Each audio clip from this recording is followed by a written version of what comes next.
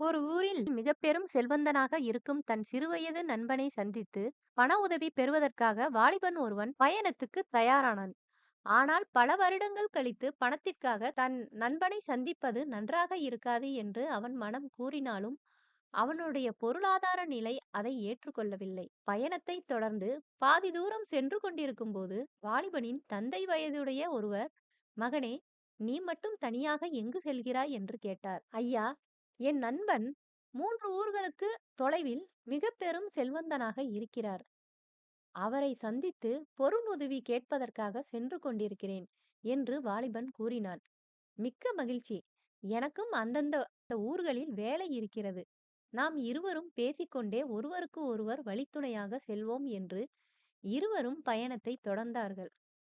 முதல் ஊரை அடைந்ததும் சூரியன் மறைந்து இருள் சூழ்ந்தது. இனி நாம் பயணத்தை தொடர்வது சிரமமாக இருக்கும். இந்த ஊரில் இருக்கும் சத்திரத்தில் தங்கிவிட்டு காலையில் மீண்டும் பயணத்தை தொடரலாம் என்று அந்த பெரியவர் கூற, வாலிபனுக்கு அதுதான் சரி என்று தோன்றியது. மகனே, நீ சிறிது தூரம் உறங்கு. இந்த ஊரில் எனக்கு ஒரு சின்ன வேலை இருக்கிறது. அதை முடித்துவிட்டு வந்து விடுகிறேன் என்று அந்த முதியவர் ஊருக்குள் சென்று விட்டார். சிறிது நேரம் கழித்து வந்த பெரியவரிடம், ஐயா, உங்கள் வேலை முடிந்து விட்டதா என்று வாலிபன் கேட்டான். நான் செய்ய வேண்டிய வேலை திருப்திகரமாக முடிந்துவிட்டது என்று அந்த பெரியவர் கூறி முடிப்பதற்குள் அந்த ஊரில் இருந்த மக்கள் அனைவரும் மரண ஓலங்களை எழுப்பியவாறே தீயில் எரிந்து கொண்டிருக்கும் ஒரு வீட்டை பார்த்து ஓடிக்கொண்டிருந்தார்கள். ஓடிக்கொண்டிருக்கும் ஒருவரை நிறுத்தி என்ன விஷயம் என்று வாலிபன் கேட்க, அவர் இந்த ஊரின் மிகப்பெரிய செல்வந்தர். திடீரென அவர் வீட்டில் தீப்பிடித்து அந்த செல்வந்தரும் அவரது மனைவியும் தீயில் கருகி இறந்துவிட்டார்கள் என்று ஓடிக்கொண்டிருந்தவன் பதில் கூறினான். சகுனமே சரியில்லை. சிரமமாக இருந்தாலும் பயணத்தை தொடர்வதுதான் நல்லது. இந்த ஊரில் தங்குவது எனக்கு சரியாக தோன்றவில்லை என்று வாலிபன் நடக்க, பொறுமகனே, நானும் உன்னுடன் வருகிறேன். இந்த இரவில் நீ ஒருவன் தனியாக பயணிப்பது அவ்வளவு நல்லதல்ல என்று அந்த பெரியவரும் சேர்ந்து பயணத்தை தொடர்ந்தார். இரவு முழுவதும் நடந்து மறுநாள் காலை 2வது ஊரை அடைந்தார்கள். அங்கிருந்த சத்திரத்தில் அமர்ந்த வாலிபன், ஐயா, காலை உணவை உண்டுவிட்டு சிறிது நேரம் இந்த சத்திரத்தில் ஓய்வெடுத்துவிட்டு பிறகு செல்லலாம் என்று கூறினான். அப்படியே ஆகட்டும் மகனே, நீ உணவை உண்டுவிட்டு சிறிது நேரம் உறங்கு.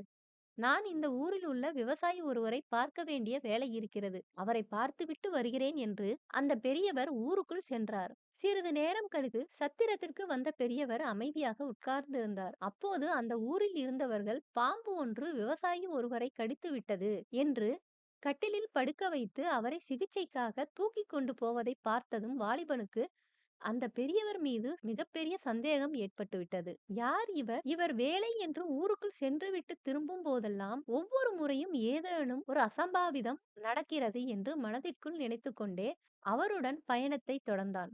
நண்பனின் ஊருக்கு இனி 1 மைல் தூரம்தான் இருக்குது. எதிர்பாராத விதமாக வழியில் இருந்த முள் வாலிபனை குத்த, வாலிபன் வலியால் துடித்தான்.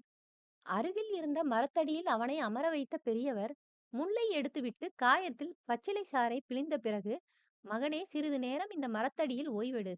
அதோ அங்கு தெரிகிறதே ஒரு குடிசை. அங்கு ஒரு மூதாட்டி இருக்கிறாள். அந்த மூதாட்டியை நான் சந்திக்க வேண்டும். அந்த மூதாட்டியை பார்த்துவிட்டு வருகிறேன் என்று புறப்பட்டார். மரத்தடியில் அமர்ந்திருந்த வாலிபனுக்கு இந்த முறையும் ஏதேனும் அசம்பாவிதம் நடந்தால் நிச்சயம் அதற்கு இவர்தான் காரணமாக இருப்பார் என்று நினைத்து கொண்டிருக்கையில் அந்த வழியாக வந்த ஒருவர், வாலிபனே, நீ யார்? நீ எதற்காக இங்கு அமர்ந்திருக்கிறாய் என்று கேட்க, அந்த வாலிபன் தன் நண்பனை பற்றியும் எதற்காகச் செல்கிறேன் என்பதை பற்றியும் கூறினான். ஓ, அப்படியா? நானும் உன் நண்பனின் ஊர்தான். அவர் இப்போது ஊரில்தான் இருக்கிறார். சென்று பாருங்கள் என்று கூறிவிட்டு சென்றார். சிறிது நேரத்தில் பெரியவர் மரத்தடிக்கு வந்தார். மகனே, மூதாட்டியை பார்த்துவிட்டேன். இப்போது நாம் நம் பயணத்தை தொடரலாமா என்று கூறி முடிப்பதற்குள் மூதாட்டியின் குடிசையில் இருந்து மரண ஓலம் கேட்டது. என்னவென்று விசாரிக்கும் பொழுது மூதாட்டி கிணற்றில் விழுந்து இறந்துவிட்டாள் என்ற தகவலை கேட்டதும் வாலிபன் அந்த பெரியவரை பார்த்து, யார் நீங்கள்? நீங்கள் என்னை விட்டு சென்று வரும் ஒவ்வொரு தடவையும் ஏதேனும் ஒரு அசம்பாவிதம் நடக்கிறது.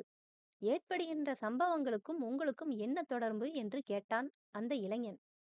மகனே, முன்னரே இதை நீ கேட்டிருக்க வேண்டும். பரவாயில்லை, இப்பொழுதாவது கேட்டாயே. நான் ஒரு யமதூதன்.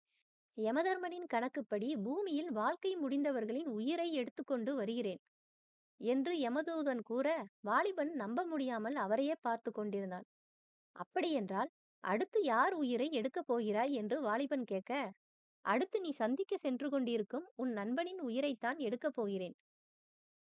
இதில் ஆச்சரியம் என்னவென்றால், நீ எப்போது அவனை நேருக்கு நேர் சந்திக்கிறாயோ அப்போதுதான் அவனுக்கு மரணம் என்று விதி எழுதப்பட்டுள்ளது என்று யமதூதன் கூறியதும் வாலிபன் அதிர்ச்சி அடைந்தான். இல்லை, என்னை சந்திப்பதால் என் நண்பனின் உயிர் போகும் என்றால் இந்த சந்திப்பு நிச்சயம் நடக்கக்கூடாது. என் பயணத்தை இத்துடன் முடித்துக்கொண்டு வந்த வழியே நான் திரும்பி செல்லப் போகிறேன் என்று கூற, இதை கேட்ட யமதூதன், மகனே, விதி வலியது. நீ உன் நண்பனை சந்திக்காமல் செல்ல நினைக்கிறாய். ஆனால் இப்போதுதான் விதி தன் விளையாட்டை ஆரம்பித்திருக்கிறது. உன் நண்பனின் உயிர் எப்படி உன்னால் பிரியப் போகிறது என்பதை நீ உன் கண்களால் பார்ப்பாய் என்று கூறிவிட்டு யமதூதன் மறைந்து விட்டார். என் மனதில் உள்ளதை சரியாக சொல்லிவிட்டார். அப்படியென்றால் உண்மையில் இவர் யமதூதன்தான். நான் உடனே இங்கிருந்து புறப்பட வேண்டும் என்று வேக வேகமாக வந்த வழியில் நடக்க ஆரம்பித்தான் அந்த இளைஞன். அப்போது தொலைவில் தன் நண்பன் தன் பெயரை கூறி அழைப்பதைக் கேட்டு வாலிபன் அதிர்ச்சியடைந்தான். என் ஊர்க்காரர் நீ என்னை சந்திக்க வந்து கொண்டிருப்பதாக கூறினார்.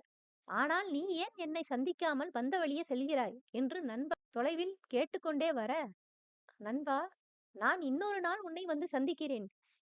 இப்பொழுது நீ என்னை பார்க்க வேண்டாம். உடனே திரும்பி போ என்று சத்தமாக கத்தினான்.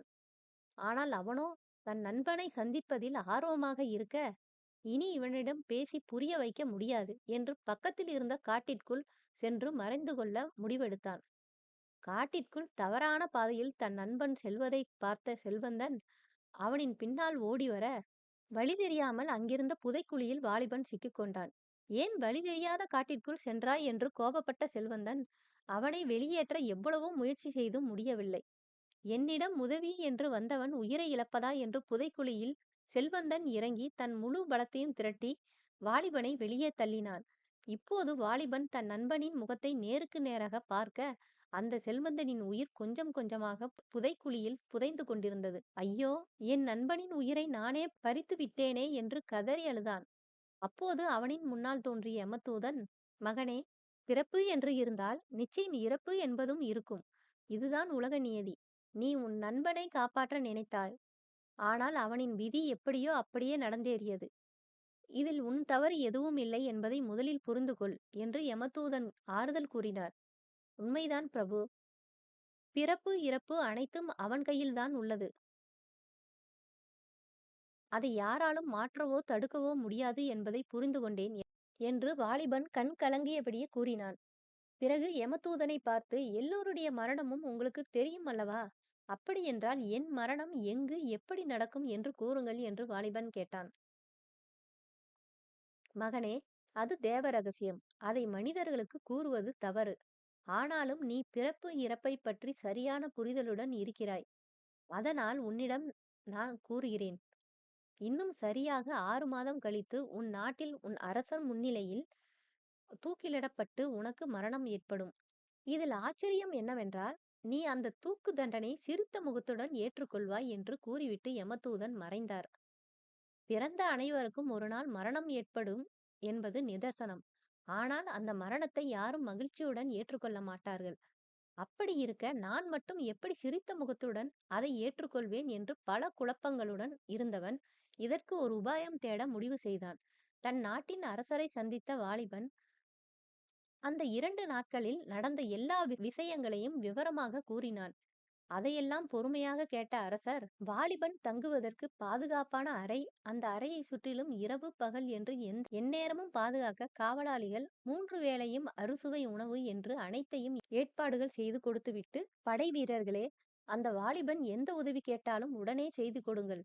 ஆனால் அவனின் சுதந்திரத்தில் மட்டும் தலையிட வேண்டாம். அவன் எங்கு சென்றாலும் உங்களை அழைத்தால் மட்டுமே செல்லுங்கள். அழைக்கவில்லை என்றால் நீங்கள் செல்ல வேண்டாம் என்று உத்தரவிட்டார். இப்படியே அந்த வாலிபன் அந்த அறைக்குள் 6 மாதமாக முடங்கி கிடந்தான். இதோ அடுத்த நாள் அவனின் மரண நாள்.